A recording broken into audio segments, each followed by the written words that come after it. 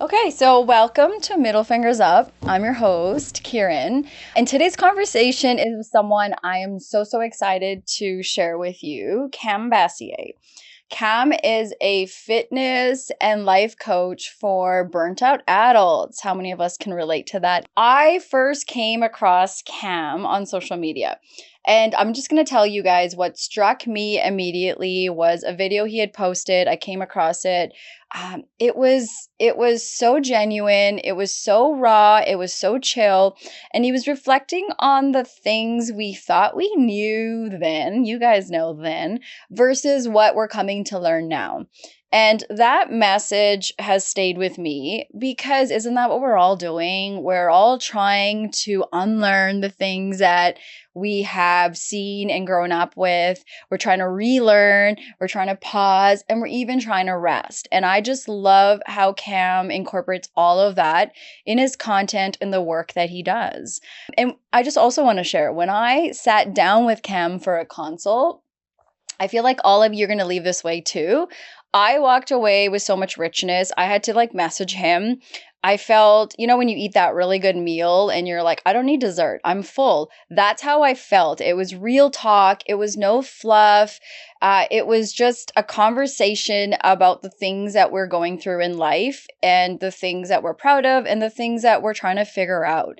And I just love when he talks how he connects fitness, life, marriage, parenting, and healing. He doesn't compartmentalize it. It's all together. And something that he shared with me that has become, I would say, the heartbeat of today's conversation is this motto of we don't need more reps, we need more rest. And that hit hard. I really appreciated that. And that's sort of what we're going to break down today. So I'll tell you a little bit about Kam. He's a coach, he's a husband, he's a father, he's a son. He is a brown man in a space where physical and mental health often don't get talked about enough. We're around these conversations, but we're not always in them, particularly in our communities. So this episode is about looking at where we've come from and asking, okay, so what do we know now that we thought we knew then? And how do we bring that forward into our bodies, into our parenting, into our marriages, and into our healing? So that's what today's about. Welcome, Kam. Super excited to have you. How are you? I'm doing fantastic, Karen. Thank you for having me on. I know it's been almost a month or so since we spoke, but likewise, your straight conversation also stuck with me. It was really refreshing, and I just want to say that I really appreciate your candor and how you summarize the work that I do, because we're beating a new path, like we discussed.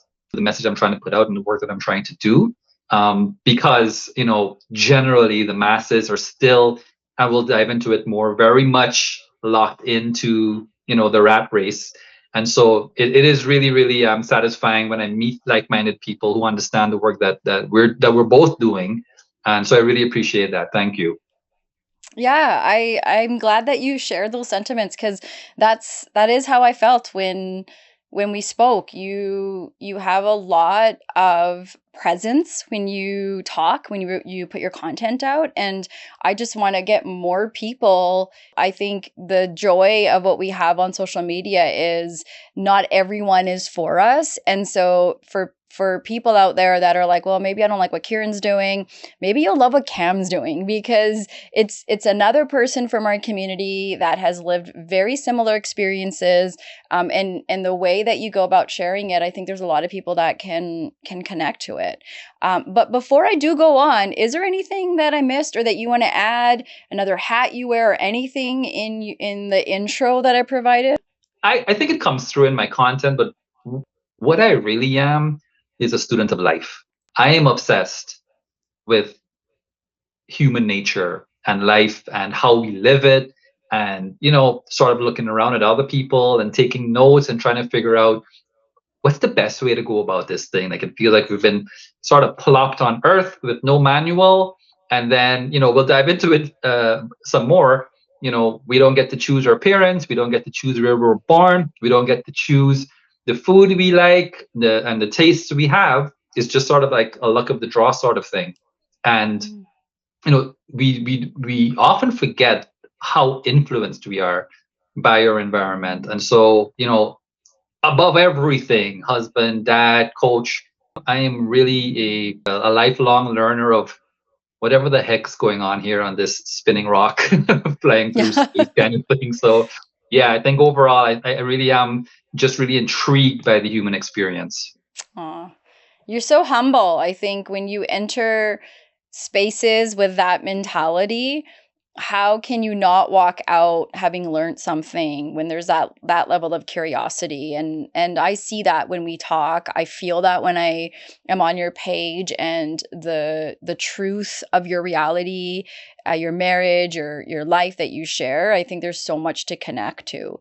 And so why don't we back it up a bit? Why don't we learn a little bit about what life was like for little Kam? So what kind of home did you grow up in? Maybe you can look back and share sort of what messages you received about rest, about play, about work ethic. Absolutely. So I was born in Trinidad and Tobago, and but I grew up in Guyana in South America, and I lived there until I was 18 before moving to Canada. I am the youngest of four siblings. I've got an older brother and two older sisters, and we are 10, 8, and 4 years apart.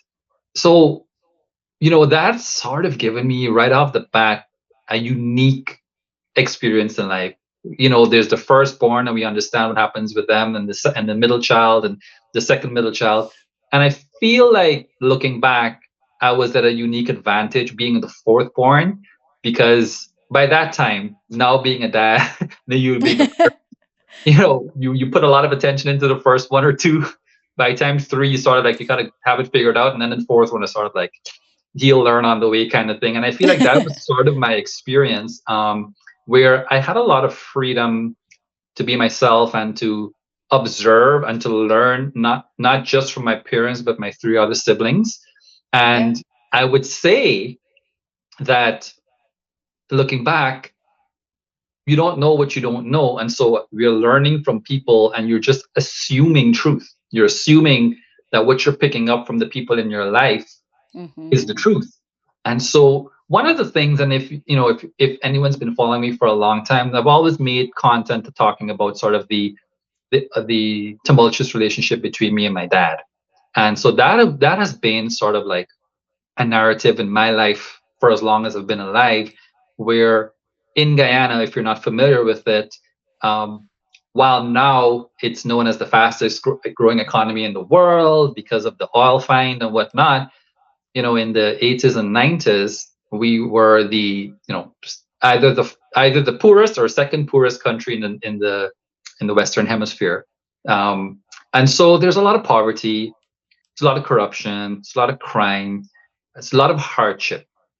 And so when you grow up in that environment, now granted, I was fortunate enough to grow up in a middle class home. My father had a government position. My mother was a homemaker, but before that, she was a teacher, and she worked in the office. So both professionals, but once all the kids came around, she was at home, and my dad held down a good job, and we were very fortunate. We had all our needs met: a good house, good schools, all that stuff. But you're always surrounded. There was not a lot of separation between rich and poor in Guyana. When we go to school, you wear school uniforms. So it doesn't matter if your dad is a minister or your dad is a vendor in the market, everyone's equal. And so you have a unique insight into how life is on the other side, and all throughout the entire spectrum of different classes of wealth and whatnot. So you're very acquainted with struggle and the violence and the crime. One big thing about growing up in any household, and my home was no exception, is there was issues of just domestic violence and alcoholism. And, if somehow we had spoken maybe 10 or 15 years ago, I would have had a different, this would have been a different conversation. And I think it would have been more anchored by anger and resentment and why this and who's at fault. But having been a parent for so long, and prefacing everything I said earlier about the corruption and the poverty and the struggles and the hardship, now I can say that it's no wonder my dad struggled or my mom struggled and the men in our family struggled, because this is pre-internet. We don't know what we don't know, and we're learning from the generations before us and our peers around us. So, but all that said, though, Kiran, I did have a great childhood in terms of memories and bonds and the friendships I made. But certainly, one of the biggest reasons I live in Canada now was this need to escape a difficult situation. And it's not, me blaming anyone, pointing the finger at anyone. It was just understanding that in Guyana at that time, there were not a lot of opportunities for who I like, for someone like me that wants to be an entrepreneur or a creative. Someone said it earlier, actually a day or two ago. In Guyana, they say there's only a few career choices you have: doctor, lawyer, engineer, or disappointment to your family. Right. So that's kind of, Yeah. and to a large extent, that's kind of still the mindset. But being the youngest, I did have a lot of freedom. So I played a lot of sports. Um, Being a male, I had a little bit more freedom than my sisters, which they didn't appreciate. But again, allowed me to form really strong friendships that have lasted up until today. As a matter of fact, I just had spent some time with one of my closest high school friends who I hadn't seen in 9 years, but we talk every day. So those bonds have been something, and I know we'll probably discuss this a little bit later on. The friendships that I made really compensated for what I was lacking in my home life. By being around, again, there are good families in Guyana, and I was fortunate enough to have friends who did have good homes. So I was able to sort of pick up little bits and pieces of what eventually would lead to my career, but what I wanted for myself and what I wanted for my family. So that's kind of the long and short of it. It was 18 years before I moved to Canada after high school. I think you did a lovely job helping us understand sort of the context that you're going to bring to today's conversation, but even just where you're at in life. And if I can go back for a second, what I really appreciate when you share the stories between you and your dad and where you were maybe 10, 15 years ago to where we are today. And I think for many of us, like our early experiences literally shape our neural pathways. So the brain stores like working models of the world from the childhood, kind of from our childhood, I guess, point of view. And these, we don't realize they become the scripts we follow as adults unless we challenge them, unless we get curious. So for example, we're going to talk about rest. If rest wasn't modeled, our brain can associate that with laziness, danger, failure. And what you are talking about, 10, 15 years later, is you're going back and you're doing your inner child work. You're getting curious about why is there this anger? What is with this relationship between my father and I? Even though you had those experiences and there's truth to them, there's more context to, okay, what was happening with your dad, your mom, where you lived, all of that geographically. And I think that really helps us put a lot of our childhood in perspective. We tend to have a little bit more understanding of why am I so mad at this person, or how come I didn't get the things I didn't? Because that space that you're sort of working through is going to allow for more room as you have become a father of your own. So I don't know if you want to add anything to that, but I just think that that was a really good example of what we're talking about when we say go back and do your inner child work. Absolutely. Doing the inner child work for me personally allowed me to not only forgive, but to really appreciate the difficulties that not only my parents, but obviously my parents' generation had. And one of the wounds I was able to heal is exactly that understanding. My mom used to say this thing. Again, there was arguments and whatnot. And obviously, being the youngest, and my mom was very caring and nurturing, so I would always be a mama's boy, and I'm always standing with my mom and being, having moments of like anger and having a lot of hatred towards my dad for his behavior. And obviously couldn't understand it back then, but she always made it a point to say, look at the life you get to live. So my dad worked in the government, and so we had, and again, you don't know what you don't know context until you're a little bit older, but we had a nice house. We actually had a driver that would take us to school and pick us up, which again, I didn't know that was not normal or whatnot. But she always made it a point to say, you look at the advantage you have, and everything we need is afforded to us. Now, is that a cop out? Is that an excuse for, having poor behavior and not having the emotional maturity to be a good dad on the other side of things? Not necessarily. However, it did provide an advantage for us in life. And yeah, back then, like the stuff that we're talking about when we're talking about rest, they were actually in survival mode. Like my dad grew up in a little small village outside of the city where, until recently it was still a dirt road, right? And to he had to work his way through school, eventually earned his master's in civil engineering, and then was one of the engineers that worked in Guyana on then the largest floating bridge in the world. And it's a bridge that's still being used today, almost 40 or 50 years later. They're now building, and it was meant to be a temporary bridge. And he worked really, really hard. He and his brothers actually worked really, really hard.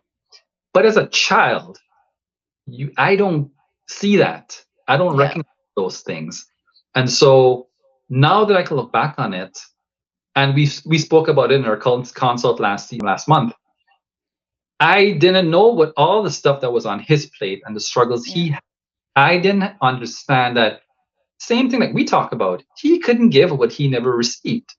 And so the idea of rest and regulation and stress management, well, no, his entire life was dedicated to moving out of that little village, establishing himself as a provider, and then making sure his children were provided for. And while he didn't have the tools to, be the emotionally dependable dad, he did at this point, by virtue of us having this conversation, is a reflection of the work that he did that I couldn't appreciate back then. But everyone was on the grind then. There was no, rest was not a thing. Decompression and all that was not a thing. You rested on the weekend and you get back up on Monday and you do it all over again. And that's what was instilled in us. And I think the other thing, and it is connected, is our relationship with money, because that's the driving force behind why we all drive ourselves into the ground. And if we haven't, and growing up in a third world country, you are programmed to believe that money and success and accomplishment is so hard that only the people who grind and work themselves to the bone have a chance at making it. And so that was my belief system for a very, very, very long time. And I just want to add this one talking point that I feel that we'll be able to come back to throughout this conversation. There's a philosophy called Taoism. And Taoism really is a philosophy called the middle way, which is not going too far on one side versus going too far on the other side. And I say that because throughout this conversation, we're going to be talking about rest and recovery and regulation, but being mindful not to dismiss the merit of hard work. Because, yes, now that I'm trying to undo and unlearn some of the concepts of grinding too much, I also have to admit that I am here because of that, or I'm here largely as a result of my willingness to work hard. But understanding now, as we get older, there's so much more nuance to it. There's so much more balance. So we're not advocating quitting your job and trying to move to like a small island and suddenly just regulate for the rest of your life. Right? Although that'd be so nice. It would be, but I feel like you would get bored after a while. But Yeah. yeah, You need that's sort of it. purpose. Yeah. So that's sort of, I understand, we all understand the merit of hard work. I think everyone understands that. And Yeah. I think even now intuitively, we're beginning to realize that there's got to be more to it, that there's got to be something else outside of work yourself to the bone, get to retirement, and then you have permission to kick back. And I think now it sounds selfish because we're in our 40s and it's sort of like, Hmm. you're 20 years too young to even be considering resting and regulation and self care and all that stuff. So, Where do you think we lost the understanding of rest? Because I like our ancestors, if you think about where the communities we come from, somatic breathing, really being in depth with the nervous system, yoga, all these things come from our background. And then somewhere along the line, I appreciate you talking about the survival mode. Many of our immigrant parents have had to, whether in their own country or fleeing their country to come here, and I've had the privilege of being born and raised here, and I understand that. And so where do you, but even for me growing up and watching these messages of there's no sleeping in, there's really no rest, like get up, go, go, go, in this 24-hour period, you got, like Tony Robbins used to say, I'll rest when I die. And we all used to buy those books and think, oh, that's what you do. You just go hard until you die, and that's when you rest. And where do you think that flip came from? Why are we now saying maybe that's not necessarily the way to live life? Yeah, we have to have a strong work ethic. Yes, we need to contribute, leave the world in a better place than where we've been. But where do you think the switch is coming from? well, first of all, I'll have to say that you kind of have to be a little bit of a conspiracy theorist, or not even. It's when you mentioned yoga and somatic exercises. And so I would say over the last 50 or 60 years, or 50 or 60 years ago, there seemed to be more of an intuitive balance of work and life. And the cost of living was much more reasonable back then. Whether you lived in India, even if you lived in Guyana or anywhere else outside of North America, we had community. So we had a village, right? A family village where people could Hmm. chip in, step up, and help. And so the grind culture wasn't as prevalent because we had support systems around us. And also, before the technological age, before the advancement of TV and internet and more tech, we sort of like the ceiling was lower, so to speak. Yeah. It's sort of Yeah. like you make it to adulthood. If you're a woman, you have a child. If you're a man, you find a decent job. You pay for your house. You raise your kids. You watch them grow up. You have a beer with your friends after work. Hang out with the kids on the weekend. You ride off into the sunset. And I think that sort of stayed the same way until I would say again recently over the last like maybe 30 to 40 years, where now in North America especially, a lot of shiny new things have popped up. And then the American dream and the Canadian dream and the idea that you can have more. We can have more. Like, yeah, you have a house, but why not have a cottage? Yeah, you have a house, but why not a vacation or two vacations a year? You have a car, but what about your kids? Right? And so it becomes the goalpost kept moving and moving at such a rate. And then there's this messaging about the individualistic pursuit of success. Suddenly, it's not the family, it's not the group, it's you. You are special, you are unique, you could be better than everyone. And I know that I'm oversimplifying it, but I feel in a lot of ways this has sort of been the way for the last 3 to 4 decades. And then you take what we would consider just natural hard work, as in like no one is denying that we need to work hard and really push Yeah. ourselves, whatever, in the right capacity. But you mix in our natural hardworking energy and you bring it over to a place like this. And then the internet and travel has made the world smaller. So now these messages are broadcast around the world. So suddenly everyone is like, well, I want more and I need more. And now we've romanticized hustle culture. right? That's what you said. I'll sleep when I'm dead. Hashtag no days off. Hashtag rise and grind. All that stuff. And I think now we're getting to a point where we realize that, oh, okay, I think we've not even overcorrected. We've just gone too far on one side of the pendulum, and now we're seeing the cracks, and we see it in the medical field, in the mental health Yeah. field, the rise of obesity, the rise of depression in adults, but also in adolescents. So I think it's sort of like there has a shift. The shift occurred over the last 3-4 decades where everyone started following this individualistic pursuit of achievement without really sitting back and considering simple questions like how much is enough. Mhm. I like that. And I think where we really zone in is the physical and mental health part. And not only is this costing us a lot as communities, we're losing good people, our health is being compromised, and that whole mentality of when you retire, like I watched this with my grandfather. He immigrated, he brought his whole entire family from India here. He was very educated, he worked his ass off. And when he retired, that was his whole plan was my grandmother would travel. And they probably got a good solid maybe 5 years before both of their health started to fall apart. And now they couldn't go on those vacations because that meant more walking and there's more medicine, more doctor's appointments and these things. And I remember watching this and being like, fuck, like what the hell? I don't want that. I don't want to work like that. And then when my best years are put to bed, that's sort of when I get to. And maybe that's selfish, but I think for me, maybe some others too, we start to realize, holy crap, like who cares about wealth? Health is wealth. I have to take care of myself. And unfortunately, consumerism really bought that mentality and threw that at us. So take this vitamin, take this, and get the celebrities to sell all these sorts of things.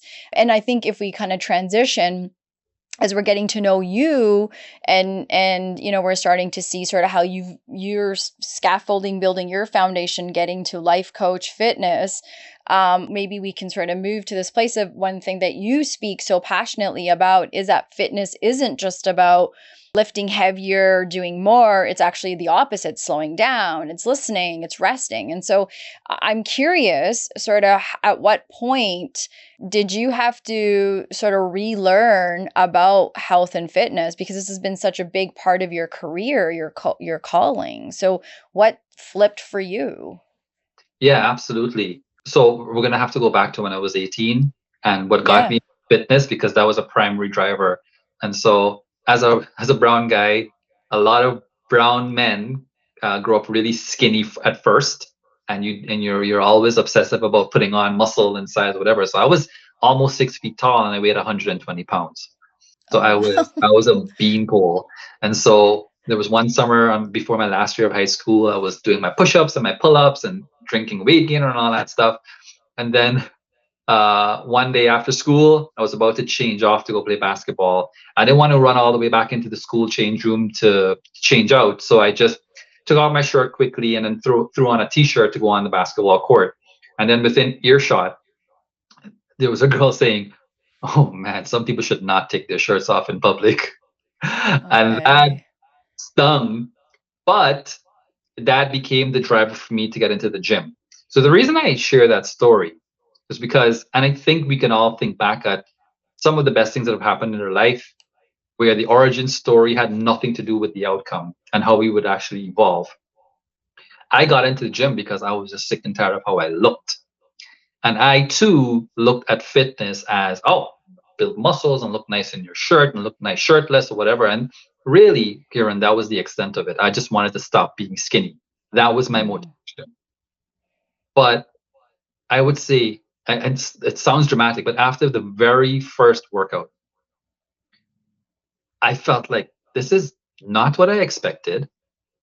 In fact, it's completely different from what I expected because something happened mentally. Like, yeah, I felt sore, my muscles felt pumped and whatnot, and that was great. But there was a sense of calmness that came over me, And I was 18. At 18, you got hormones, there's girls and friends and all these things you're thinking about, graduation and whatnot. And from that first workout, and then of course there was still the vanity aspect of it. I'm still 18, whatever. But I that was the moment I really saw that there's something more to it. I couldn't really articulate it back then. I couldn't really define it. I knew what it was. But then as I became a personal trainer and got into fitness and really like in the trenches for the last 20 plus years, that's when I began to see that this is deeper, way deeper than just losing weight or building muscle. And it really changed my outlook on life, really changed the way I approach things. And it's not this change where you're controlling every situation and controlling every interaction or reaction. It's innate. It's spontaneous. It's a calmness. It's a non-reactiveness that comes out of us. And so, when I became a personal trainer, I thought this is going to be easy. This is going to be the easiest career ever because I'm sold. I tried it the first time and I was all in. But what happened really quickly was here's 20-year-old me training 35-year-olds, 40-year-olds, and 50-year-olds. And I'm wondering, man, like, why can't you stick with it? Like, what's happening? Like, this is great. Like, this is supposed to change your life. I didn't understand that people had so much on their plates, and now I'm in it. And so the journey from understanding the physical side and understanding that this is a stress management tool, this is a relationship management tool, this is a self-regulation tool. That's been the journey over the past 20 years. And now I guess the difficult part of the work is getting people to buy into that. And so the sneaky way you kind of have to do it is you sell them on the result. Like, yeah, you'll lose weight and look good, hoping that really they come to the same understanding that I was able to come to when I was younger, saying, oh, this is deeper than that. But the challenge is there's so much distractions around us, right? We have a smartphone. Back in the day when we were younger, what did we do? We laid in bed and stared at the ceiling. But now, if we think back, those were magical moments, Kiran. Yeah. Because we got to sit and think and process and even experience. What if you had a bad interaction that day? What if you had a fight with your mom and dad?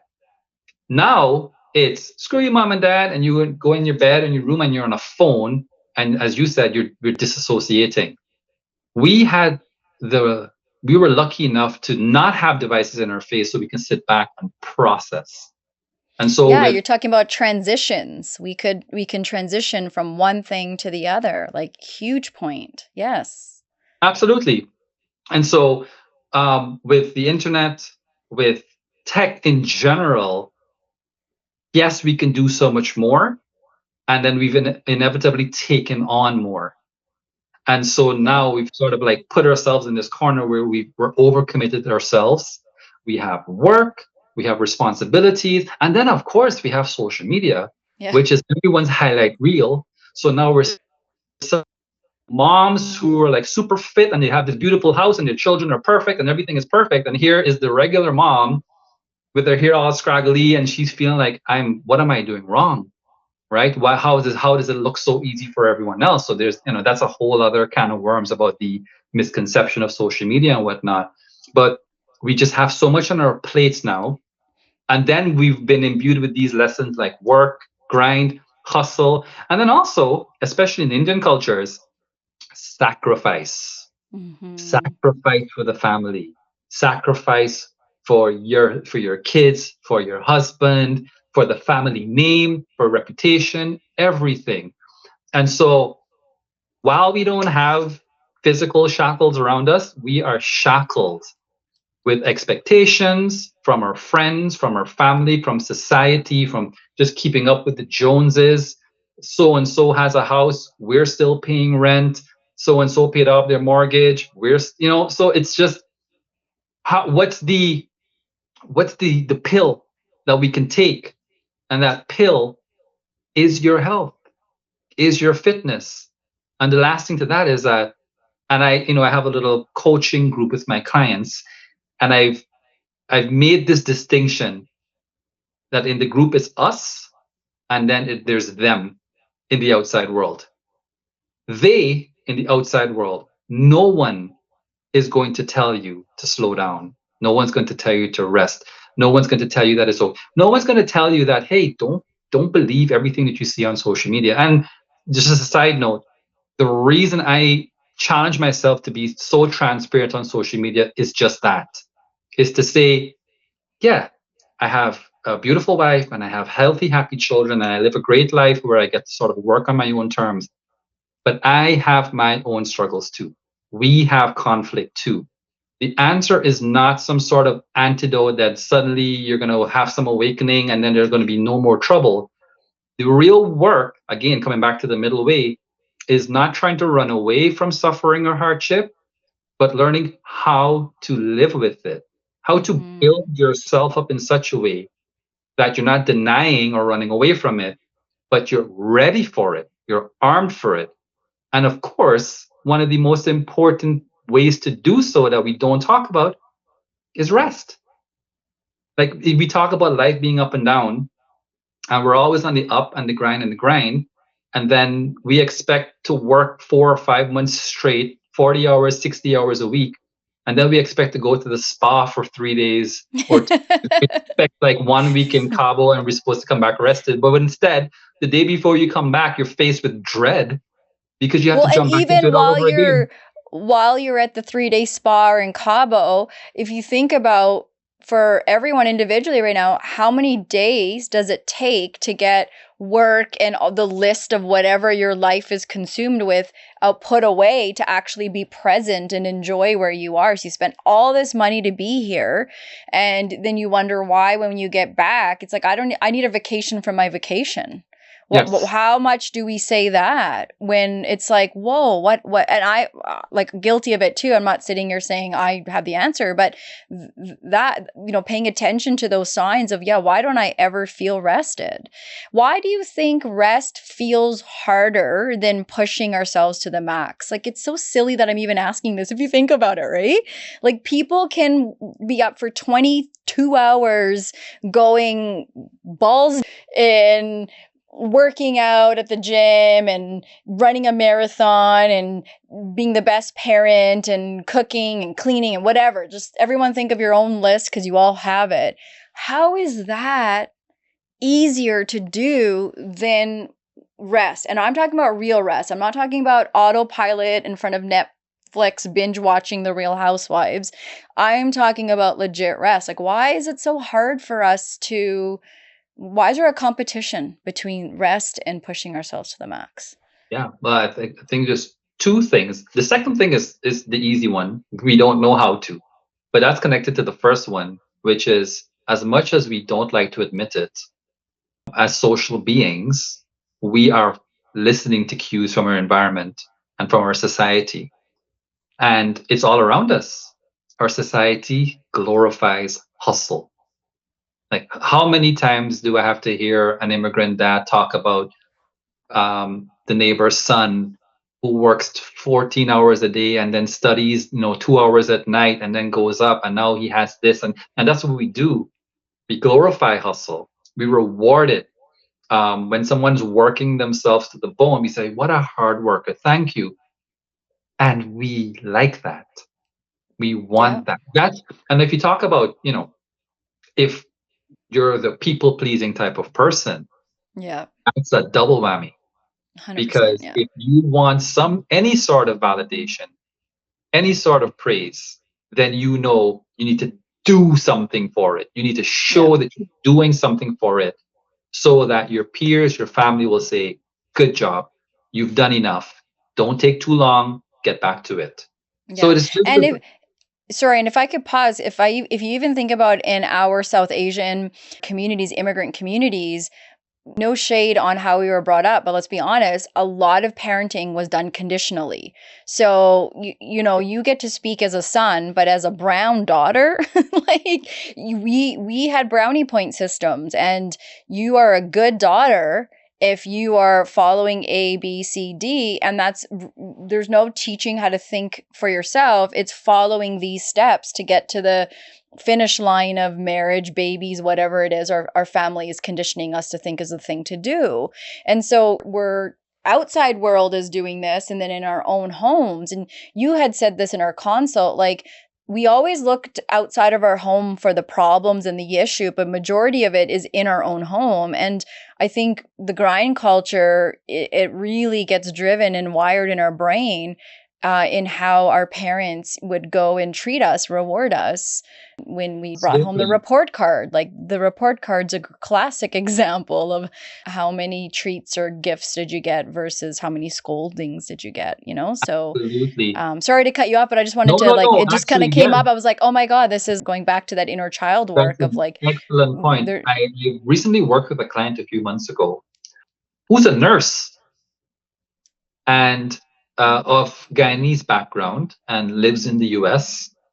And again, we worked together. The real goal was weight loss, but she understood that, okay, I am very busy with my time management. I know I work shift work. I'm working some nights, some days, whatnot. But while we were working, twice in a month, she ended up in the ER from exhaustion. yeah, And so after it happened the second time, we had a conversation. I'm like, we really need to discuss what's happening here. And then when we got to it, it was exactly what you said. She said, when I was growing up, I had to do everything. I had to cook, I had to clean, I had to make the meals for my brother and my dad, then go to school, and then come home, cook, clean, make sure everyone is taken care of, then go do my schoolwork. And so, how does that manifest in adulthood? She did not know how to stop. So she would come yeah, home from a night shift, and then from 9 o'clock, clean the fridge, clean the floors, clean the cabinets. Why? Because if you're not doing anything, you're lazy. If you're not doing it, and then of course, there's the another side to it, which is the belief that the minute you take your foot off the gas, everything was going to get taken away from you. The minute you yeah, stop working hard, you're going to lose it all. So you have to work hard because you will lose it all if you don't. yep, So that this is where we are. I consider myself a huge advocate and a pioneer of changing this model, but I'm one voice lost among yeah, millions who are still at the end of the day will say, yeah, rest is important. But as you said, it's not, my wife used to say this thing a few years ago. She's also a hard worker. Again, Albanian family, grew up in communist Albania. All they do is work. And so she would complain that her feet are aching her. She's got a headache, migraine, everything is hurting. I said, okay, babe, just rest. She said, okay, I will. So I'll go off and do my thing and come back. And she's again moving or whatever. I said, did you rest? She's like, yeah, I sat. I sat and folded. yeah. Right? I sat and Yes, folded. that's exactly what rest is, doing laundry. Yes. Yes, Yeah. right. But it is Yeah. a what we really need to be doing though is to completely disconnect. And then you can speak to this, Kiran. We really need to regulate our nervous system, and so we need to shift out from sympathetic to parasympathetic, and to rest, and to like really let our blood pressure come down. Because what we really are talking about is chronic stress, Mm-hmm. right? And the havoc it wreaks on our body and on our mind when we talk about inflammation, high blood pressure, all these other preventable diseases, is because the underlying buildup of everything that we're doing is we're stressing our body out day in, day out, week in, week out, month in, month out, year in, year out. Because here we are now in our 40s. I have clients who are in their 60s. I had a conversation yesterday, two a husband and wife. Kids are growing up. They've done well for themselves. They're on their retirement, and they're young and fit for being, late 50s and early 60s. So they travel. They've got the house. They're great. They're happy. They're settled. And I asked them, I said, at which point, and they've got the true origin story too, from India, here, whatever. Their origin stories that when they first came here, they had to use pennies, coins to pay for their groceries. And they had to Yeah. negotiate with their first landlord to get even to just get the rent, get the apartment that they needed. And now they've quote unquote made it by society standards. But they both still struggle with stress and anxiety, even though they've made it and the kids have made it. Everyone's good. So I asked, when was the moment you felt like, oh, we'll never go hungry again, or we'll never worry about money again. We're at a point now we're good. We never have to worry about that again. And they were separated because so the husband was doing his own thing and I was with the wife. And the wife said, I don't know that we're out of it. I don't know that we are that feeling of security. And I was shocked because they're pretty chill. So Yeah. I'm going to ask your husband. So he comes over and she looks at me. She says, I have a feeling he's going to say the same thing. And I asked him, was there a point where you felt like we're good? And just for context, Kiran, it's not like they've barely made it. They have made it tenfold. And he said the same thing. He said, I don't know that I feel that way, even now.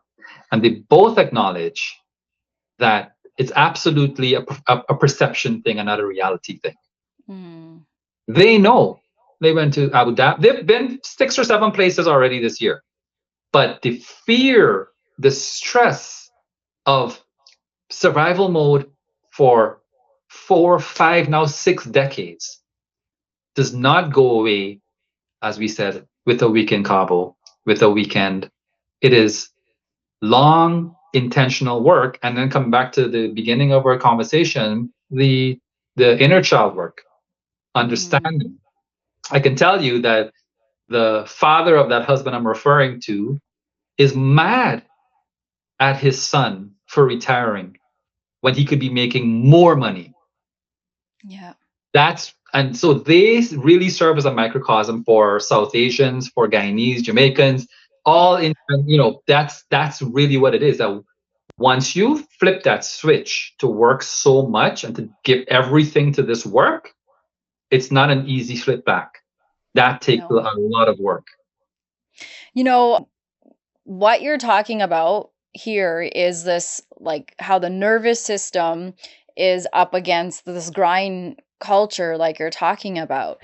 And you mentioned the nervous system, and when we talk about it, I think, if we can point out, our nervous system is our body's communication network.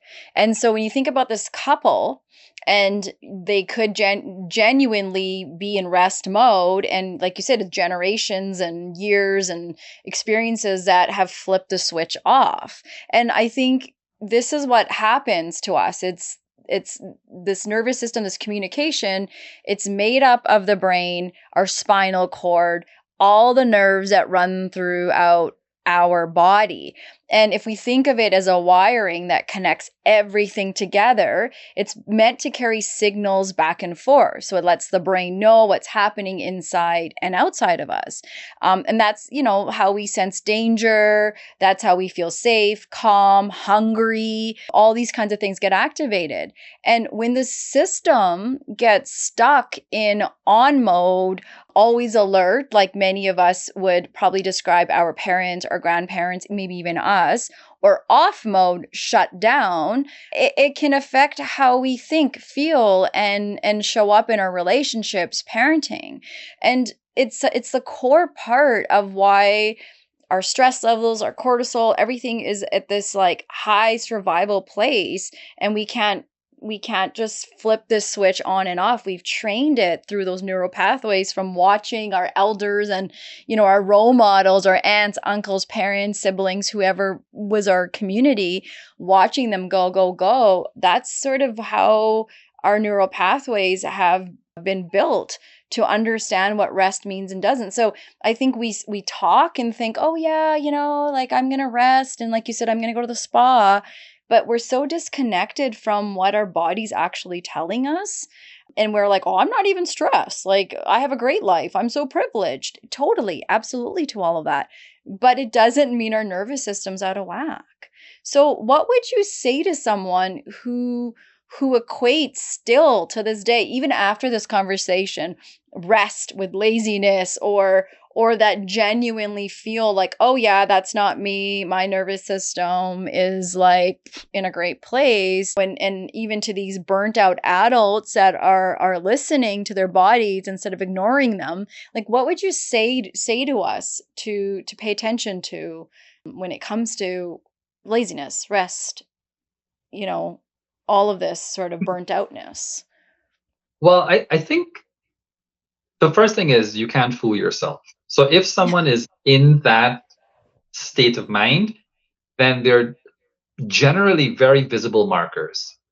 And so, PCOS, for example, Mm. has become so common in women. And the number one recommendation for women with PCOS, and so PCOS is hair loss and hair growth, abnormal hair growth, weight issues, sleep, stress, all these things. Fertility struggles. Fertility, especially, yes. We have all these conditions that are coming up as a result of stress being the underlying factor. So the first thing is you're not fooling yourself. If you're the type of person that does not know how to downregulate, you can make a couple of safe assumptions. You're either struggling with conditions like PCOS or endometriosis, or you're overweight, you don't sleep well, you don't have an active sex life, you're not generally happy, you're generally irritable, the important relationships in your life across the board are struggling, right? So, I mean, you would have to be completely lacking in self-awareness or delusional to be someone who grinds all the time and never downregulates and then feel like everything in your life is fine. So there's all these markers that we can point to. And generally, I do have clients that come in and say, I want to lose weight. Yeah, I have a busy life, but the weight loss is the most important thing. And then when we get into the questionnaires and we have the consults, then we start hearing about blood pressure, cholesterol, low libido, irritability, stress, and all these things. And so really you just have to pick one. Pick one that you want to fix, and that'll be related to down regulating. There's a analogy that I feel is more appropriate when we talk about switching off and switching on. When we think of making changes in our life, we kind of think that we're in a car.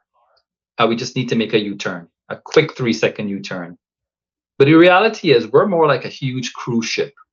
Mm. And to really make lasting change, first we need to start slowing down. The ship needs to slow, and that takes some time. And then slowly needs to change course.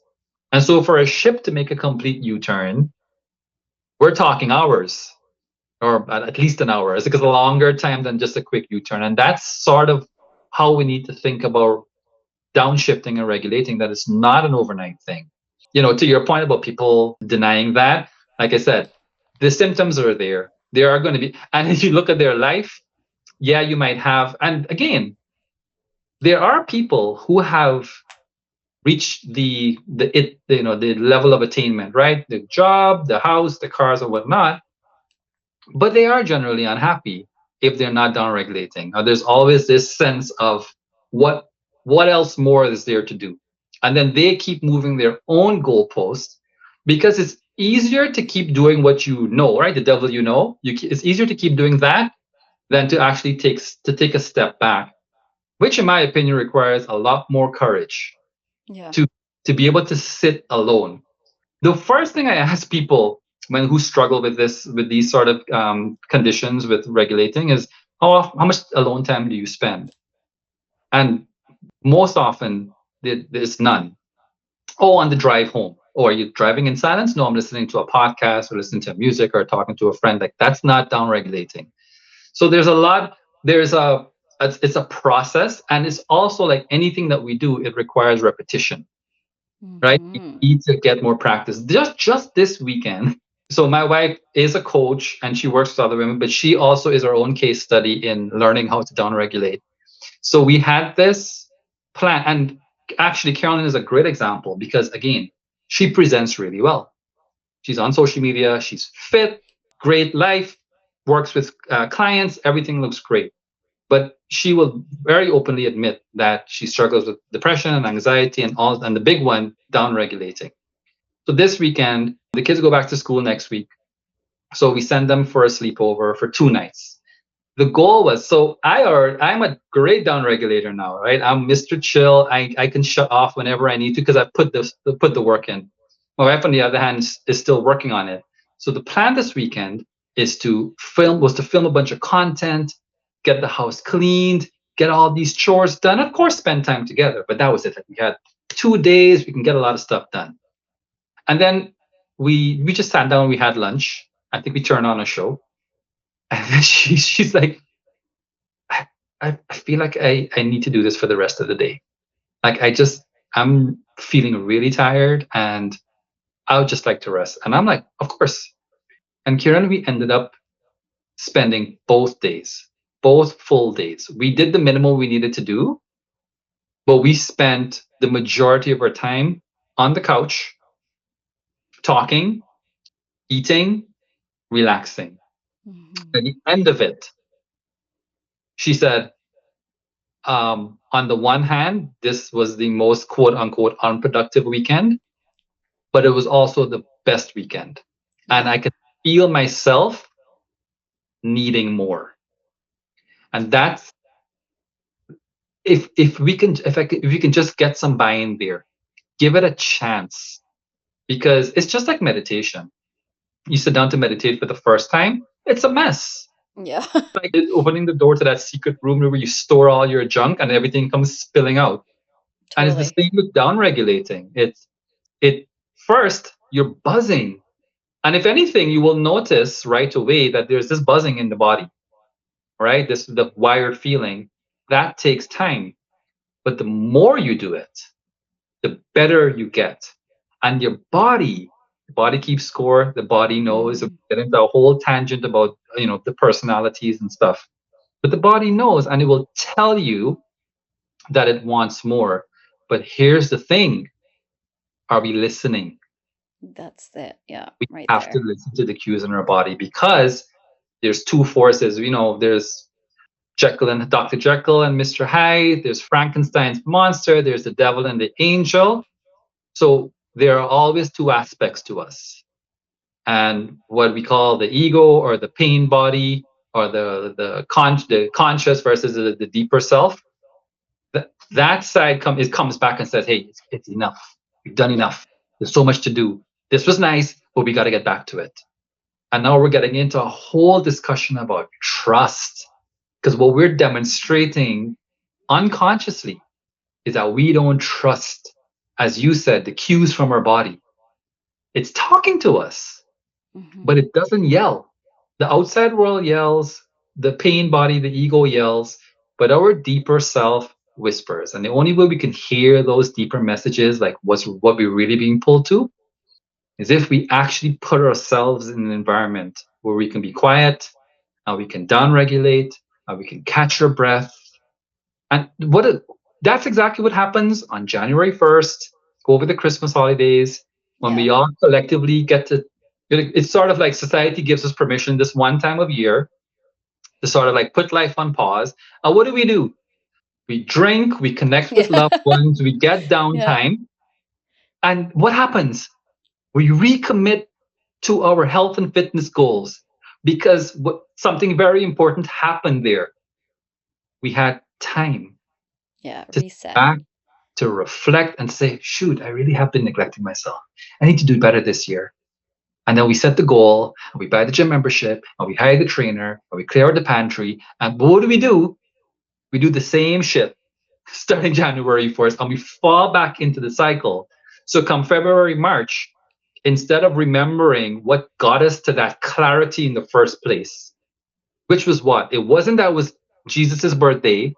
It wasn't that we were drinking. It was that we had time to actually connect. And if we can actually just replicate that throughout the day, then we would be more connected. Then it wouldn't be such a struggle to know, not to think, but to know I need to downregulate. I need to give myself some time. I think that's so well said. I think that's the key. When we met for the consult, everything we were talking about, you kept bringing it back to regulating. And if we can feel this balance, our nervous system is regulated, then we're not, taking things personally with our kids, our partners, we're not having weird miscommunications, all these other things that sort of side quests take over. You said it so well. Like, why are we getting into a deep seated conversation when we haven't had enough sleep and we haven't ate well? Those are just the two basic ways to start regulating ourselves and like truly eating well, not, going to Chick-fil-A or wherever and Yep. having, our burger or not, but like actually nourishing ourselves. And I think it seems so simple. It's like in yoga, the Shavasana pose. I keep thinking about that because that is the hardest pose to do. And yet people can do this crazy warrior and lift their leg over their head and all these sorts of things. But when it comes to truly doing Shavasana, we can't last. We have to wipe the sweat off. We have an itchy nose. As we become so attuned to ourselves, we're distracting ourselves. And I think sometimes the reality for those of us that just can't regulate, or like you said, when's the last time you truly sat alone?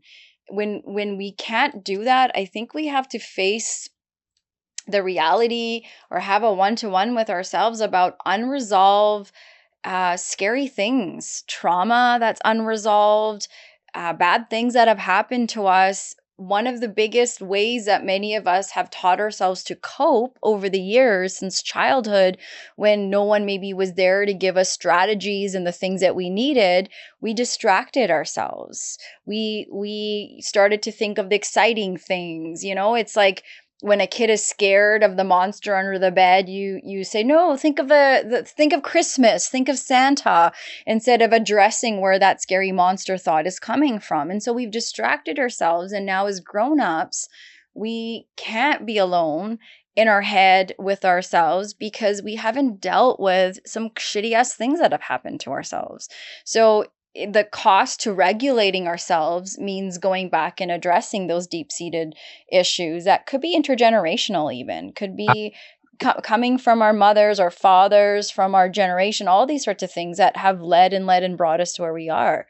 And I truly think we can continue to diagnose ourselves physically with physical health issues and all these things as they come. But if we're not connecting the dots to what our body is telling us, like you said, The Body Keeps Score, great book, great teaching that it doesn't forget. It remembers all of these sorts of experiences that we've had. It holds on to it.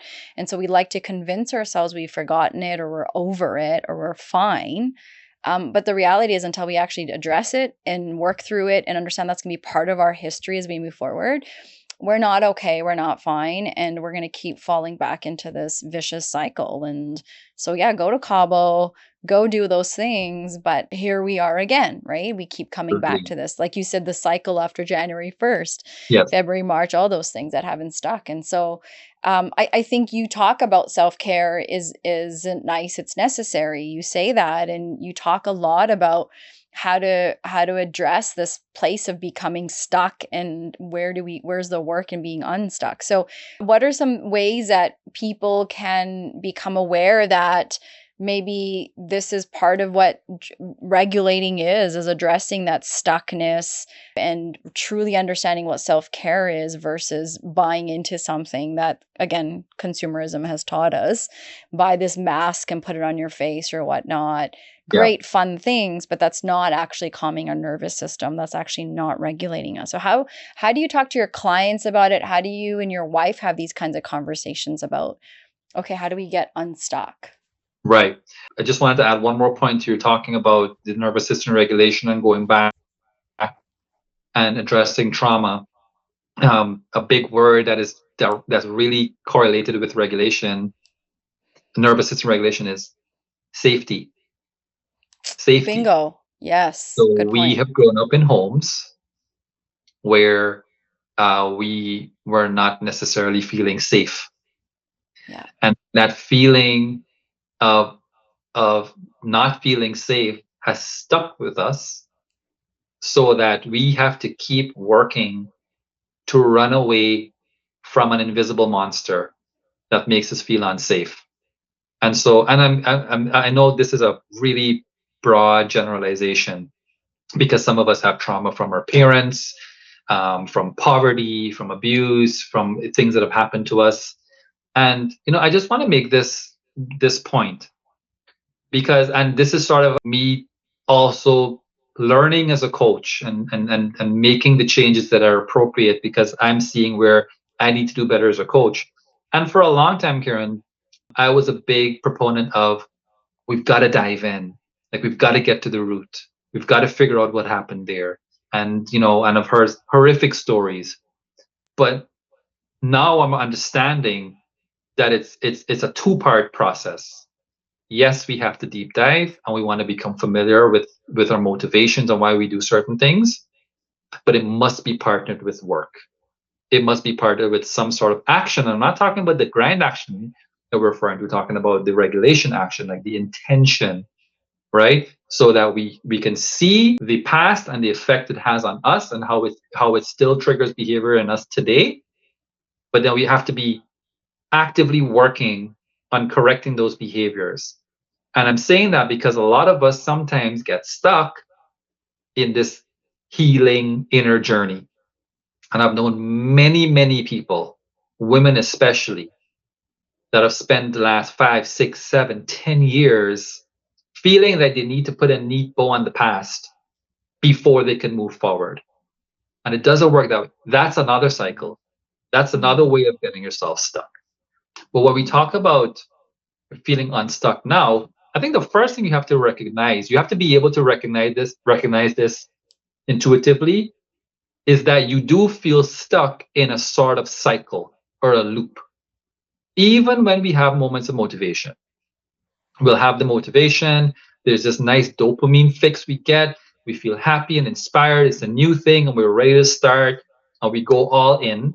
And then, once the novelty wears off and it's just doing the work, then that cycle comes back. So the best, the most effective, the dirtiest way, but the effective way is to disrupt your patterns. As in, whatever you're doing without thinking, you now have to, and we're coming back into a little bit of spirituality. You've got to treat your life like a meditation all the time, not just when you're doing it as a practice, but you've got to be tuned in to how you are behaving and acting throughout the day so that you can catch yourself and you can see your patterns. And I just want to use a little bit of a meditation concept here. Make people who say they can't meditate, and we say the first time you try to meditate, the door opens and all the shit flows out, and you're like, oh my God, I can't do this. But actually, in that moment, Kiran, you have done something. You have recognized, because what happens when we try to meditate and it feels noisy, we'll say, I can't shut my mind off. There's so many thoughts running through my mind, right? Okay. Who recognized that? What recognized that?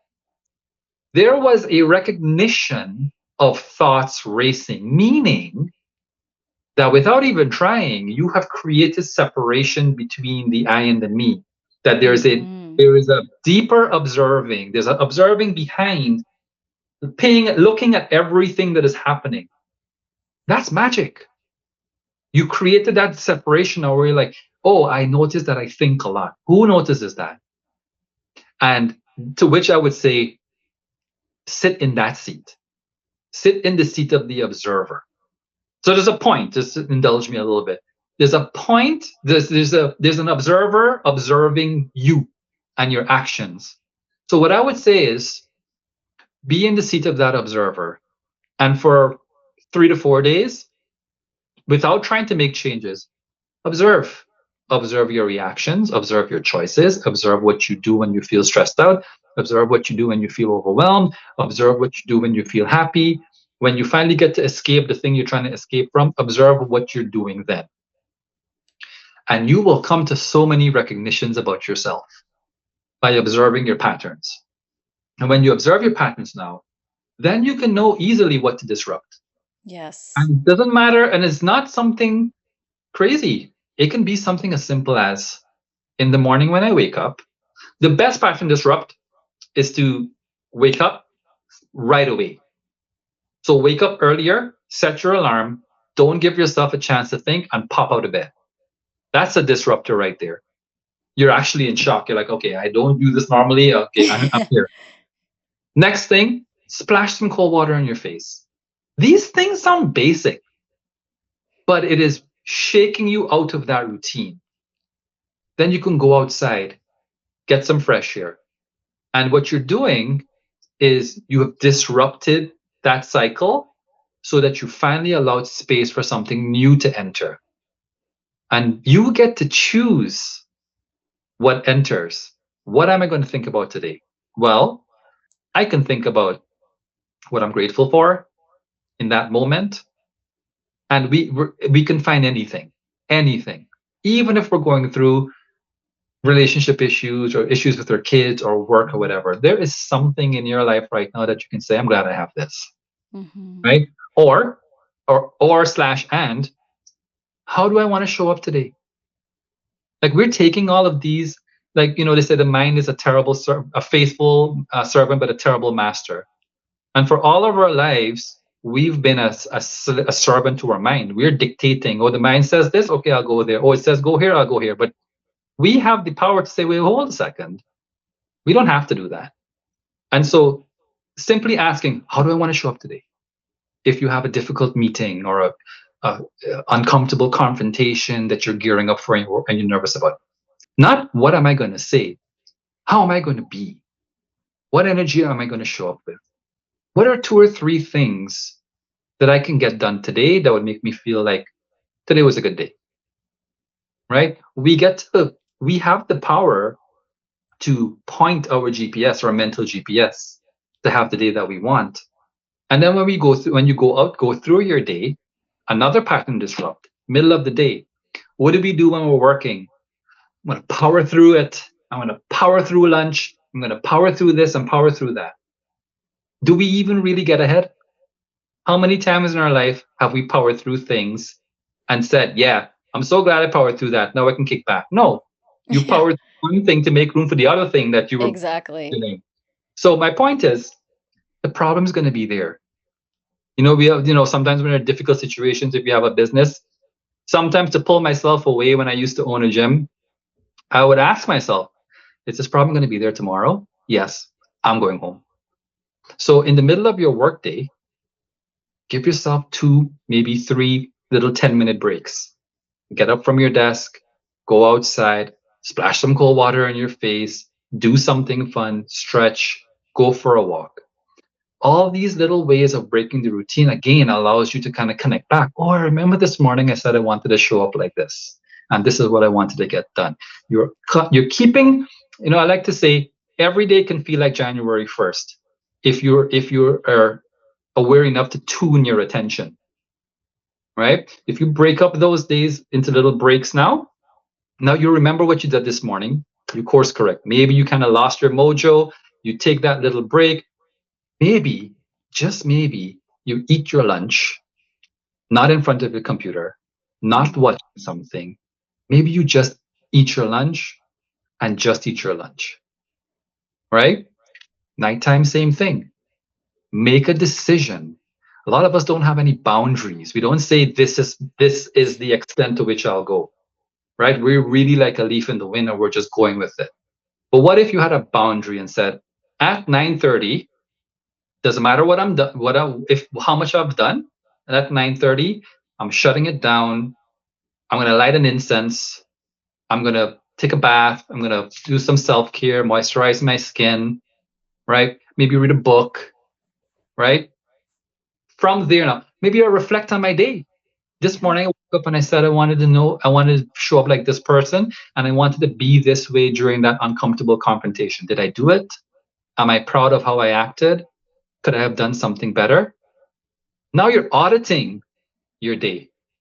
And just like a muscle, if we continue to be in that space of the observer, and then we say, yo, I see how I behave. How about I just make these little subtle shifts? Have I said anything that sounds outrageous? Yeah, Like, that's well, just it. Like, not at all. And everything you said is about how can I build awareness, be responsible, and understand that I am in charge, not in control. So there's a huge difference. And I think when we can focus on those things, we can scaffold, build upon that. And so what today, when I go back and reflect and think, okay, I didn't show up in the way I thought I would have this morning, and then I'm being curious about how come, what happened, what got in the way. Maybe I learned I needed to have had breakfast, I didn't eat, so I showed up hangry, or I was super nervous, I missed my stretching, my workout, whatever. Oh, that's actually important to me, so now I'm learning something else. And it's really, what when you talk about this, really what you're doing is where we start at the beginning of this conversation, is in childhood these neural pathways are built into us, and we have to challenge them. And that's what I hear you saying, is I can get up and I can do something to slowly challenge and rewire how my brain thinks rest or being defensive, upset, whatever it is. And at any age I can do that. And I think those are lovely tangible things that everyone here can take one, if not a bunch of them, to really, and like really give it a go. Not I tried it and it didn't work for me. Because I bet you have people that come back to you and maybe even say that, well, I tried that doesn't work for me. And now, when I used to work in crisis, I used to see this with parents. The kids are doing all this work, making all these changes, and parents are like, I've tried that, it doesn't work. And it's like, you've tried everything in the book of resolution, and it's not possible. So if you were going to rewrite a new book, like, what would you put in it? Because I think it's so easy to just say nope, nope, nope, than truly taking some kind of effort and putting it forth.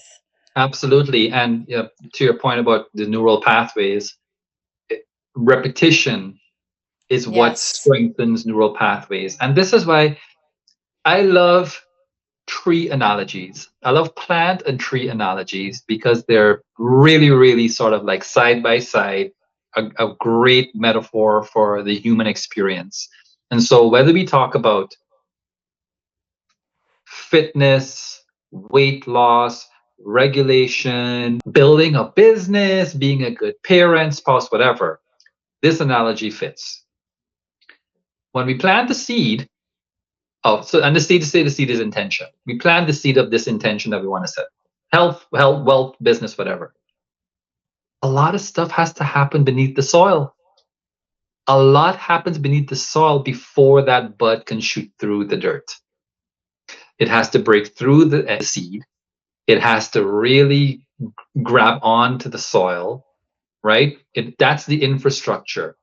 So when we talk about repetition, right, we don't plant seeds and then dig them up in a week to see if it's working, right? We have to believe that with the work, as we water it with our intentions and our actions, then it will begin to manifest. And I mean, we have to talk about these metaphors because we are in an instant gratification society. Oh, yes. Right? Everything needs to happen now.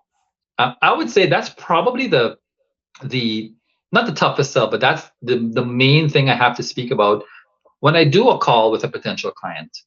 Like, my program is 4 to 6 months, and I say 4 to 6 months because when was the last time your 30-day detox cleanse boot camp changed your life? Because the novelty is still there 30 days after, but if we give it enough time.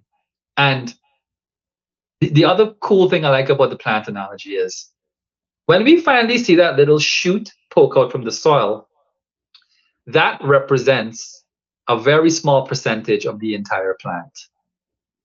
The rest of it is still much bigger and much more complex underneath the soil. We are the garden, the roots, we are the soil. And if we can just use that metaphor and commit to the work. And here's a practical so.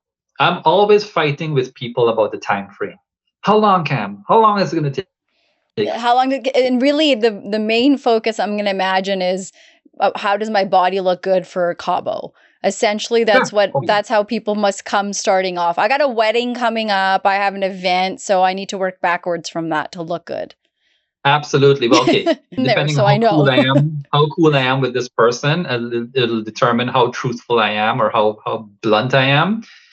And really, just as a side note, and yes, that's what I get all the time. Vacation in 3 months, go. But what you're really demonstrating is a lack of self-awareness. Mm, Because you're gonna say, I want to work out 5 days a week, and I'm gonna eat clean 7 days a week, and I'm gonna get to bed. Okay, cool. Do you have a track history of that? mm-hmm.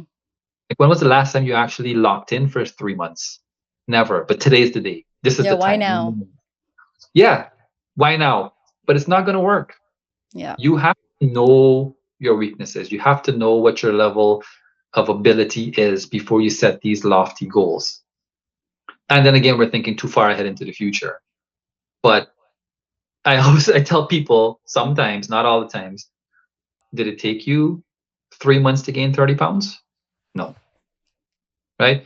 It didn't even take you 3 years. Even if you gain a pound a month, that's only 12 pounds a year. So we're talking, and by the way, that's the average. It's like 1.2 to 2 pounds a month is the average weight gain for somebody who's really not paying attention to their health. So it's going to take you about 3 years to gain 30 pounds. But then you come back and say you want to lose it in 3 months? No, it's not going to work that way. What about regulation and trauma? Okay, so you have been told that you're not good enough. You should be more like your brother. You should not talk out of turn. You should do to prove that you have some worth. Multiply that by 40 years. And then in 3 months, you expect to be healed. No. Even me, I've been on an intentional spiritual journey since 2012. It's 2025.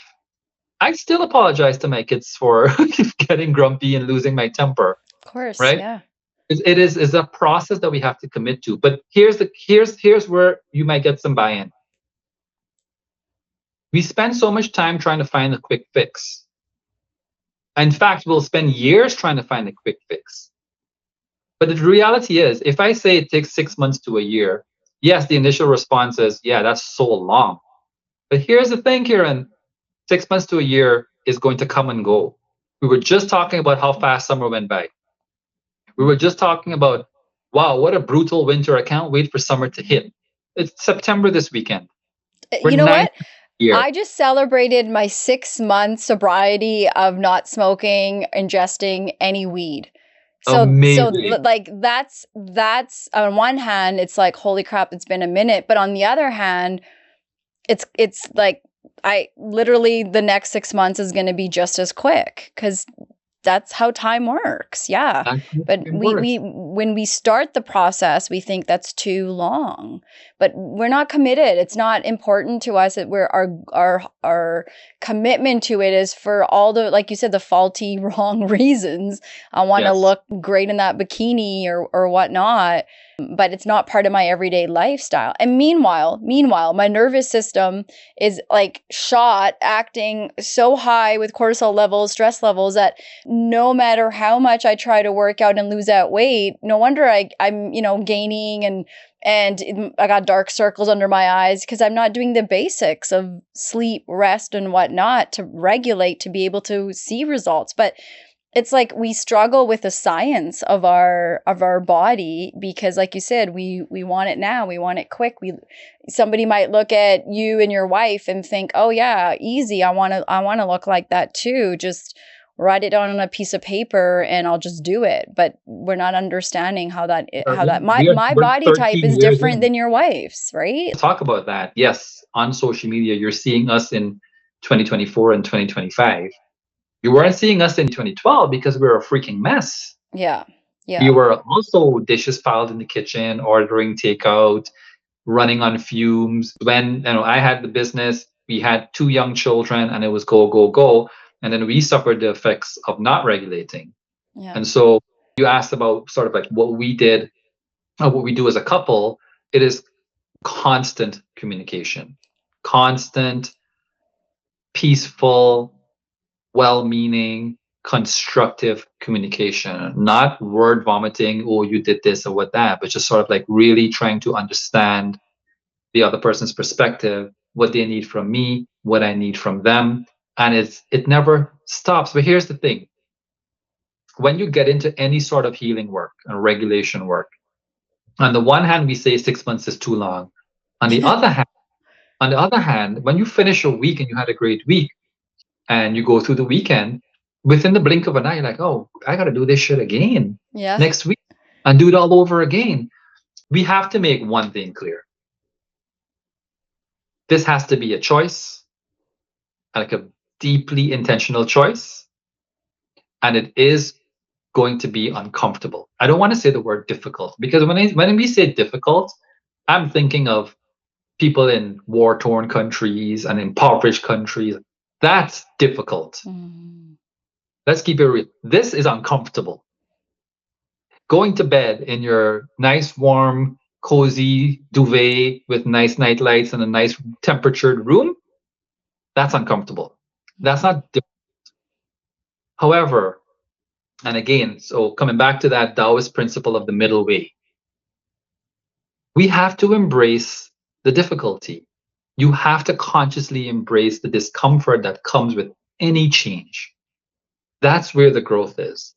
That's where your self-esteem is. That's where your confidence and self-worth grows. That's where your sense of competency can be born and cultivate. Not in the rest and the chilling and the spa and the Cabo trips and the, as you eloquently put it, disassociating while binge watching a show. It's in the difficult thing. And the difficult thing is seeing yourself as a person of value before you really believe it. Yeah. And to make that choice and say, yeah, I will get to bed early. I will take those breaks in the middle of the day. I will go for the walk. And on a side note, there are no small wins.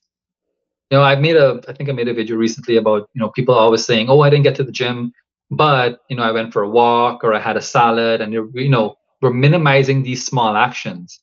But look at all the things we just outlined and how you can regulate your nervous system by going outside, doing a cold splash, taking the breaks. All those little choices. We're faced with way more of those choices versus going to the yoga class or like making a healthy meal, right? A lot of those wins are even in saying no to the pizza lunch at the office party, right? No to the glass of wine at the end of the day, even though you really feel like you need to, right? So there's so many micro choices that we have to make. And yes, it's uncomfortable. But the pitch is, at this point in time when you've lived for 40 years, we know one thing is clear, Kiran. Life is difficult. In many ways, life is suffering. One of the criteria for life is to suffer, is to experience it, not to solve it or run from it, but to face it. And if we can accept that core truth, then the question is not how do I stop my suffering? Is how do I build myself up to be able to handle anything that comes my way? And if you can make that very, very subtle shift, suddenly we look forward to the work. And I tell my clients all the time, I'll text them, it's like, if it's difficult, you're doing something right. If it feels weird and awkward, you're doing something differently. That means you're on the right path. Do that. Yeah. And if we continue to be students of that and say, I want to learn how to suffer well, that we can embrace suffering and say, yeah, but at the end of the day, yes, there's all these things that are not ideal in my frame of reference and what I think is good, but I can still smile, laugh, be happy, enjoy a meal, enjoy my children, enjoy time with my partner. We can actually even laugh at the suffering. We can say we have all this bullshit going on, but you know what? It's nice to see you. It's nice to come home to you. It's nice to cuddle with my kids. It's nice to go for a walk. It's nice to be able to have a little reprieve from all the nonsense going on in my life and the world. And I still have this little safe bubble for myself. Yeah. Right? So if we embrace suffering, half the battle is done. So, if you could offer a takeaway to burnt out adults that are with us today, and if it was like only one thing that they were a place that they could start, like building that awareness, getting unstuck, all those sort of things that we've talked about, what would the one thing, just one place to start be? Sleep. I'm gonna like applaud that one. Yes. That is the foundation of regulation, right? When we talk about lowering stress, regulating blood pressure, relaxation, just like improving circulation, recovery, repair, it's in sleep.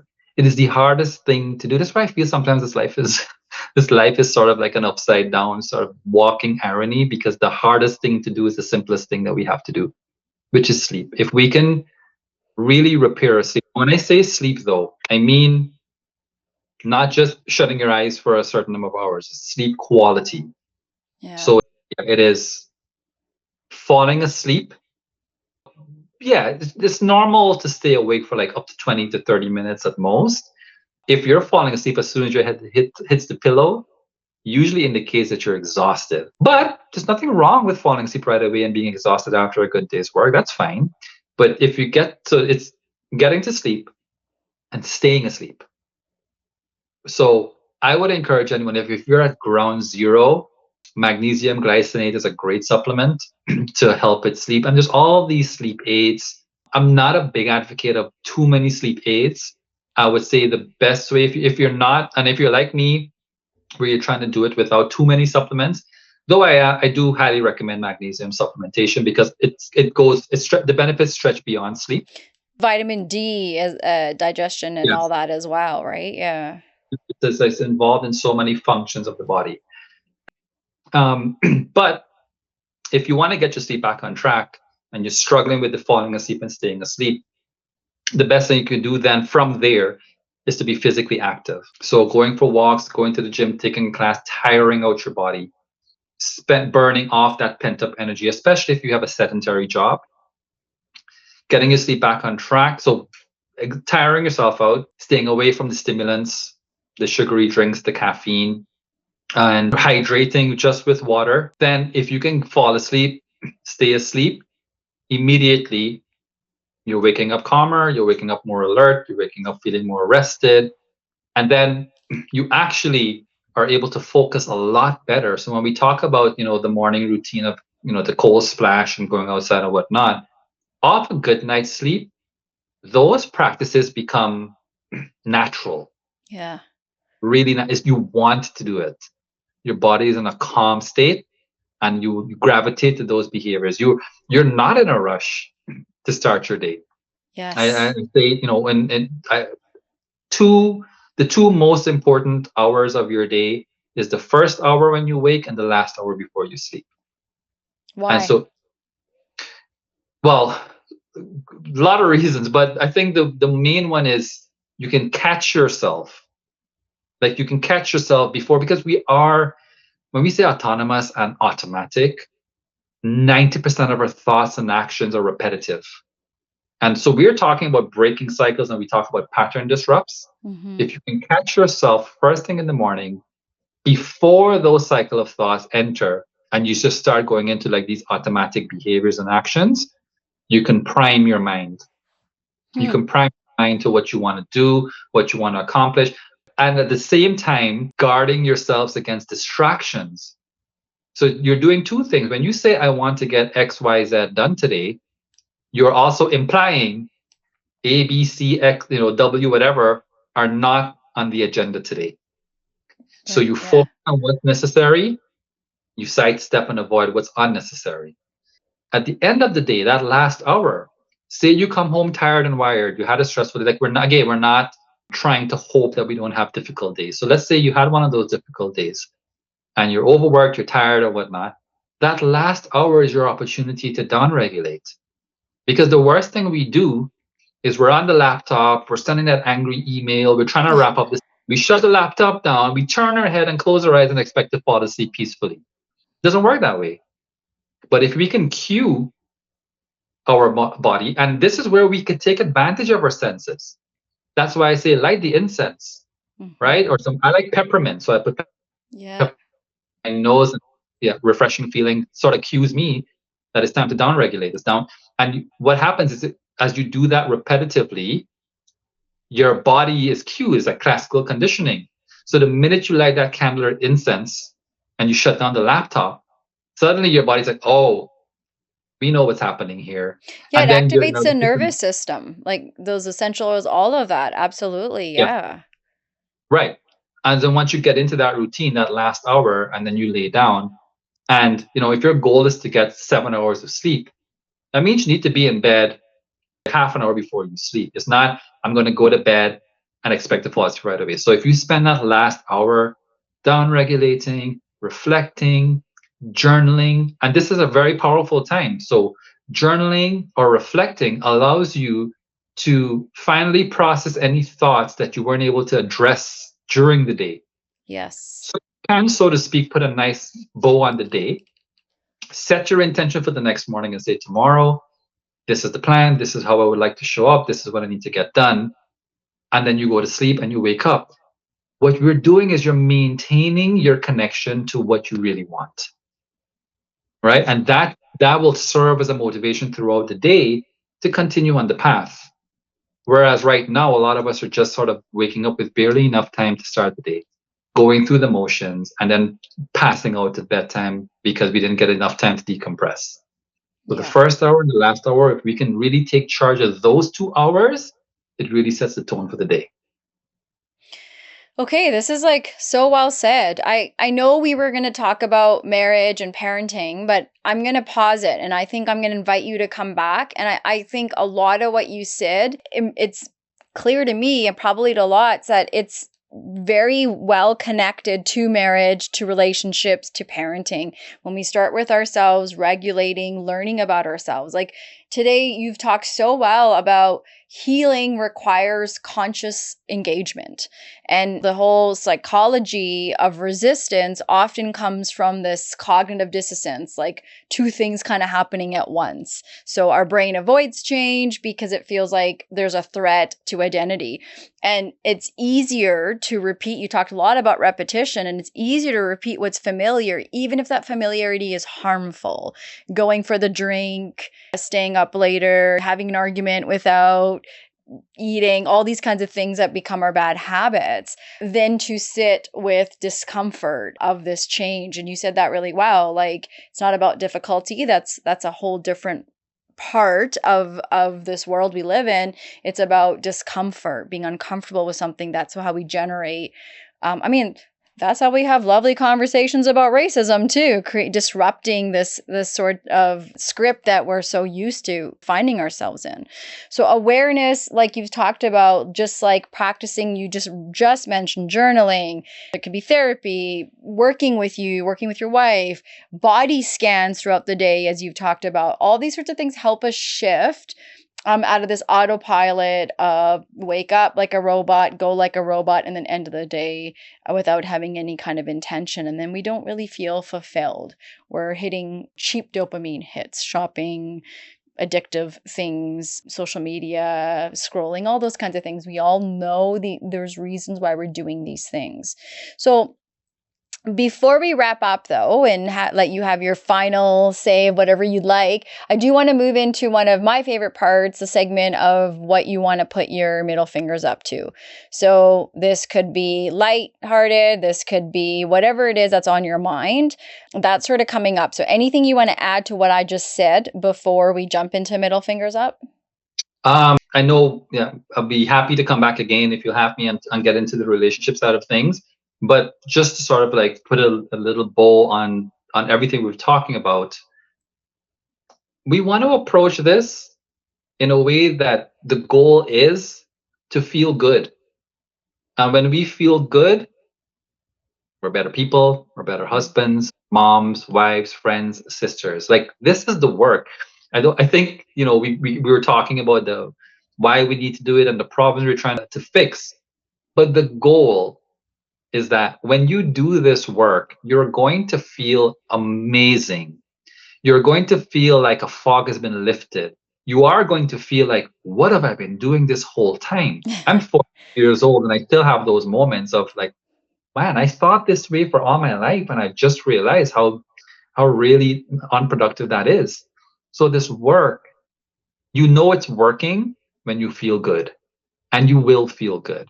When you start making choices and setting boundaries for yourself and doing your body scans and your journaling and the best way you'll know you feel good is because you're doing the thing that you've avoided.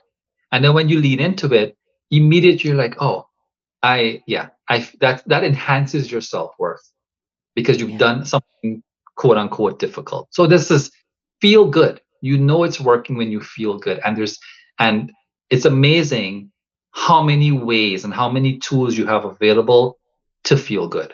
totally. So Yeah. a good way to I wrap it. love that. No, I love that because it's especially if we're parents, like we have a responsibility. We made a choice to have kids. We're raising them, we want them to lead the world better than, like we said, maybe we have, or our generations prior. And a superpower as a parent is having this awareness to not necessarily fix everything, like you said, but understanding, this is what's going on in my world. And maybe you got to tune something here, fine tune something. And then the superpower that your child can inherit is that self-worth. And if I'm not feeling good about myself, worthy of myself, worthy to invest in myself and go to bed on time, eat well, walk, whatever those things are, then I'm not passing that on to my children. And I'm just repeating the cycle that a lot of us have grown up with. And we didn't quite get into it, but you talked about this in the consult. Like, we have so many resources at our fingertips, podcasts like this, articles, books, YouTube videos, life coaches like yourself, all these kinds of things that our parents, our elders didn't have, and they kind of had to survive and figure it out. And it was basic algorithm. We have so much that we have this responsibility to want to actually do better.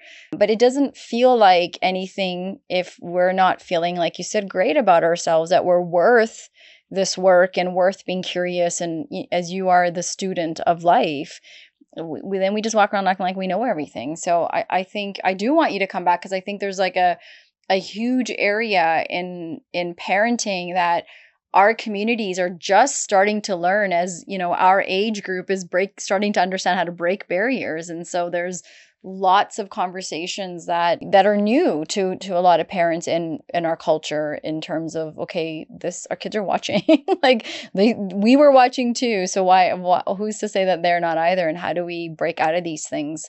So I don't know if you want to add to that before you hit up your middle fingers up or not. Oh no, absolutely, absolutely. And I think honestly, I couldn't have said it any better. It's our children are paying attention, and when they see happy parents, parents who feel fulfilled. And I want to add one little thing. The work that I do, one of my missions is to help the person I'm working with, to reclaim some sense of your own self, as in make time for something that you've always wanted to do. Like, our identity has become, what do you do? Oh, you list your job title, or I'm a homemaker. But no. What do you do? Do you play piano? Do you run? Are you an artist? Do you like music? Like, when your children see that, because how can we as parents say, be passionate and follow your passions, and then we're not doing the same for ourselves? And so this work goes so much deeper than regulation. It's like, you get to be who you want to be. You get to decide what kind of person you are, outside of mom and employee and spouse, but you, the human being, with your Yeah. God-given talents that we've all suppressed because we need to make it and survive. But if we can regulate, if we can do these things, and then our children get to see that, they always say children don't do what they're told, they do what they see. So if they see, I know Carolyn and I, that's why we're happy that they see us making content about health and fitness, and we're doing all these live talks, and we model closeness. We model what a happy couple should look like, so that they can know how to expect that themselves. And I talk to my kids about my personal goals, like, oh, I want to write a book, and I want to do this, and I want to run a marathon, or whatever it is. so that they have permission to have those same ideas as well, as Yeah. opposed to got to get your education and then make sure you're settled and secure, and then maybe whatever time is left over. No, you Yeah. model behavior. That is probably the best thing you can do as a parent. All right, middle fingers. What are you putting your middle fingers up to today? I'm going to try to frame this properly. Oh. The sensitive way. Middle fingers up to romanticizing and treating our pain and trauma like our identity. Wow. Because, as I talked about earlier, yes, whatever has happened to us in the past is horrible. And I've had, sat in many, many difficult conversations with clients pouring out atrocious, horrible things have happened to us in our lives, Kiran. But that is not our identity. And we don't have to treat what happened in the past as some sort of cross that we need to bear for the rest of our lives. It can galvanize you. It will teach you lessons. It will be a cautionary tale for you. But in order for us to truly move forward, we need to stop walking around with this shadow over our back. Like, this happened to me, or I didn't have this and get that. Because there's so much energy that we're expending, holding on to that past event, whatever has happened. Right. And again, this is across the board. You may have had a privileged life, or maybe you've had an atrocious life. But we need to let go. Let go in a way that is like, it happened, but I am here. It is my responsibility to move forward and do the best, especially if you have a family, especially if you have kids, especially if you have a partner who loves you and just wants to be with you. Because we don't realize this shadow that we cast on our loved ones by holding on to these things that have happened in the past. This is not your weight, it's your catalyst. It's your catalyst to become who you are meant to be. So middle fingers up to creating an entire identity around our pain. I love that. Well said. Well said. Thank you. Yeah, I'm just processing that. Sometimes you meet people for a reason, I think. I Okay, believe so so. yeah, for sure. I think so. So before we close, I want people to know where they can find you, connect with you, where they can start following you. Your content is so meaningful. It's real, as I said, it's raw. So where do they find you? How can they get in touch with you? What kind of services do you offer? Absolutely. So I make content mostly for Instagram. So my handle is at Kam Bassier, Kambassier. Same handle on TikTok, same handle on YouTube, I believe. I'm a fitness and life coach. I really struggle with the title because the work that we do is all encompassing. It's whole person, holistic coaching. But if I can say, I help burnt out adults create routines, healthy routines and systems that they can stick with consistently that will improve their entire lives, from weight loss to sleep to fitness to career productivity, everything. And so it's a work in progress, it's a working title, but it is just creating systems that fit into your life that will optimize your health and your wellness across the board. Oh, I think that's great. I think it's a great working title because it sums it up. Like it It makes changes week to week, but that'll do for today. it connects a lot of us. Like, yeah, maybe I am. Kam, I just want to thank you for you're one of those that I loved your videos, sent you a DM. You responded so quickly and were like, yeah, okay, let's do this. And I felt that energy through our Instagram accounts. And I'm so grateful that you responded. I'm so grateful your video came through. I always say now my algorithm is finally getting me and good stuff is coming my way. And so here we are. We had an opportunity to have this conversation. Hopefully this is one of many. I encourage everyone that is listening today to connect with you, start following you. I will also put your information in the show notes for everyone. I appreciate your honesty. I appreciate your heart, your wisdom. I think everyone that's been part of this conversation today can relate to some part of what you shared. There's a lot of food for thought.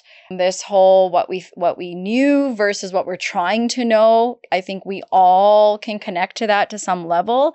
And this conversation really is that, I know we say it all the time, but that unlearning, relearning, we're kind of getting sick of saying that, but this is a reality of where we're at. And this is what we're all trying to do.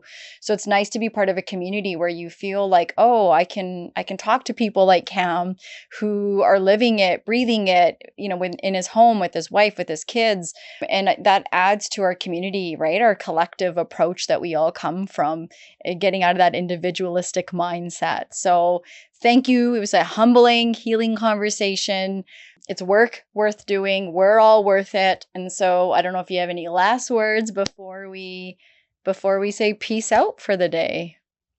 Just thank you. Thank you for reaching out. Thank you for creating this podcast. I know how difficult it is and can be to, put yourself out there and to be consistent with your episodes and really connecting with people. So I really appreciate you reaching out. I also hope this is the first of many conversations. I know that there were a lot of topics that we want to touch on. Yeah. And we get an opportunity to go into it and continue to connect the dots.